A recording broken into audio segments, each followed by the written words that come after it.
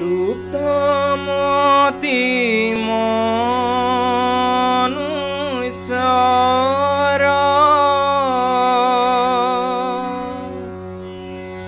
হৰি কীৰ্তন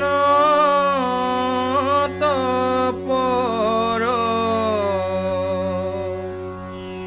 নাহিকে ৰহস্য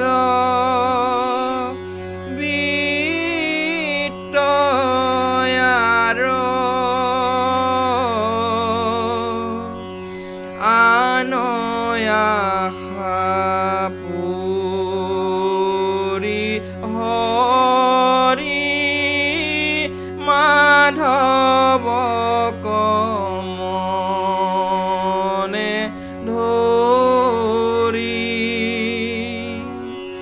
হৰিৰ কীৰ্তন কৰা সাৰ ৰাম হৰিৰ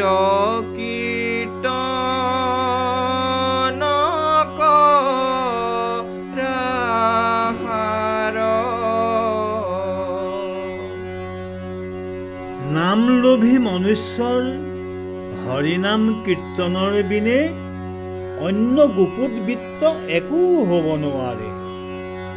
ইয়াত লোভীয়া বুলি কওঁতে নামলোভী লোকক বুজাইছে। ধন জন ঐশ্বৰ্য বিভূতিৰ কথাও আনিব পাৰে। যেনেকুৱা লোভীয়াই নহওক কিয় অন্য ক্ষন্তেকীয়া সুখ সম্ভোগৰ লোভ ত্যাগ কৰি ভগৱন্তক অন্তৰত লৈ তাকে সাৰ বস্তু বুলি গ্ৰহণ কৰিব লাগে। শুনা পৰমাৰ্থ তত্ত্ব শ্ৰীমন্ত শংকৰ মত ধৰিও কহৰ্জন সকল হৰিৰ কীৰ্তন কৰি সুখে সংসাৰক তৰি পাইবা ভক্তি পৰম নিৰ্মল ৰাম পাইবা ভক্তি পৰম নিৰ্মল।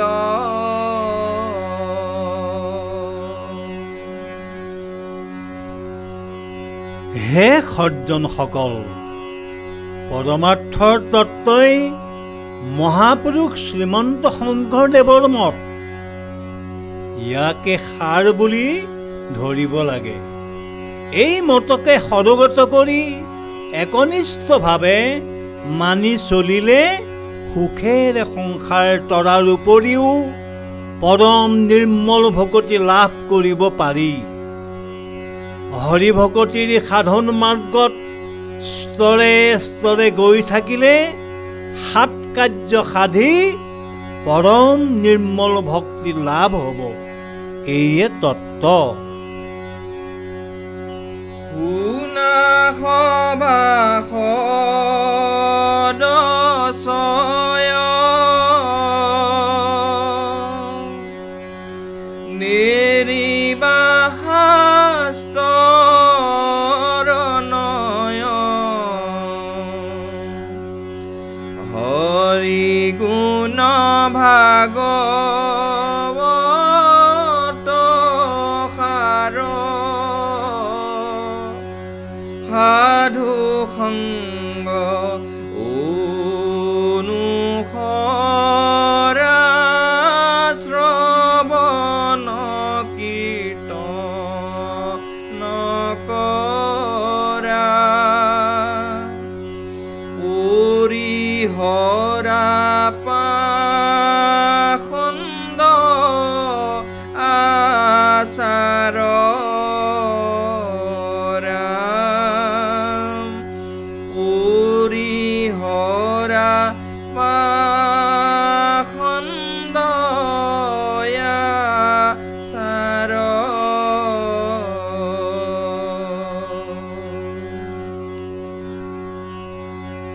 সভাসদগণ শুনা, ভাগৱত শাস্ত্ৰৰ যি মত তাক পৰিহাৰ নকৰি সাধুসংগত শ্ৰৱণ কীৰ্তন কৰি পাখণ্ড ব্যৱহাৰ পৰিত্যাগ কৰা, অৰ্থাৎ শাস্ত্ৰই বিধি আৰু নিষেধ, কৰ্তব্য অকৰ্তব্য বৰ্জনীয় আদি বিভাগ কৰি দিছে আৰু তাকেই শাস্ত্ৰৰ নয় বোলা হৈছে। সেইবিলাক সন্ত সাধুসকলৰ লগত থাকি নিজৰ বুজিব লগা কথা পৰিষ্কাৰ কৰি পাখণ্ড আচাৰ দূৰ কৰিবলৈ কৈছে।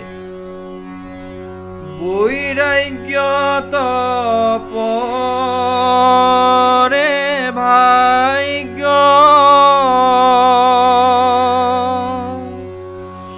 নাহি প্ৰবোধত পৰে, সুখ আৰ নাহি পুৰুষৰ,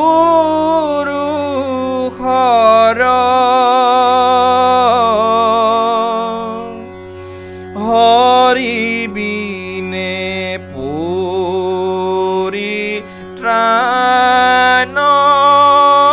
কৰ্তায়াৰ নাহি জানা, ৰিপু নাহি সংসাৰত পৰৰাম, ৰিপু নাহি সংসাৰত পৰ।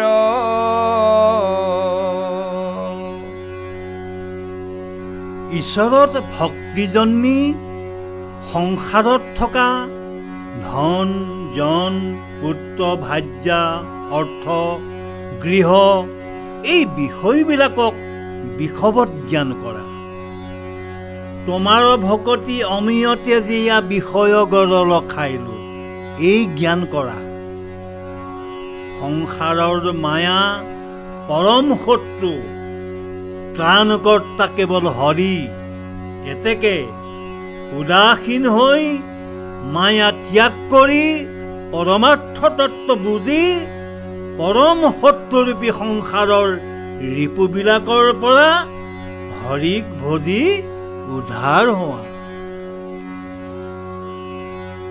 লক্ষ্মীপতি ভগৱন্ত,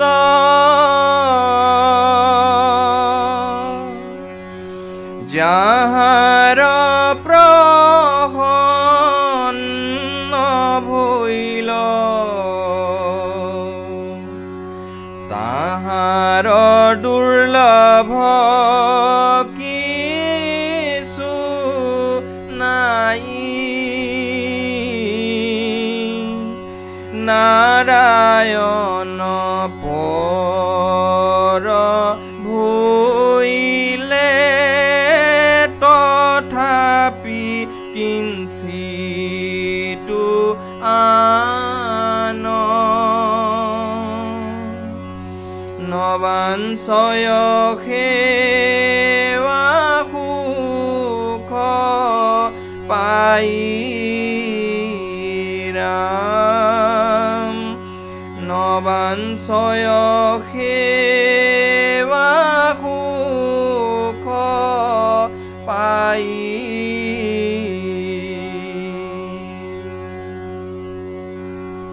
লক্ষ্মীৰ স্বামী হৰি যাৰ প্ৰতি সন্তুষ্ট থাকে তাৰ বাবে অপ্ৰাপ্য বস্তু একো নাই। যি ঈশ্বৰ পৰায়ণ হয় তেওঁ ঈশ্বৰ সেৱা সুখত বাজে আন কোনো সুখ বাঞ্ছা নকৰে, অৰ্থাৎ লক্ষ্মীৰো যিজন গৰাকী তেওঁ যদি প্ৰসন্ন হয় তেন্তে তৈলোক্যৰ সকলো সম্পদ তেওঁৰ হাততে থাকে, তথাপি দাস্যভাৱত যাৰ মন ঈশ্বৰত মজি গ'ল তেওঁ কোনো ঐশ্বৰ্য সম্পদ সুখক বাঞ্ছা নকৰে। কৃষ্ণৰ হৃদয় চাৰু লক্ষ্মীৰ নিবাস থান মুখ নয়নৰ পান পাত্ৰ দিগপাল সমস্তৰ আশ্ৰয় কৃষ্ণৰ বাহু ভকতৰ পাদ পদ্ম মাত্ৰ ৰাম ভকতৰ পাদ পদ্ম মাত্ৰ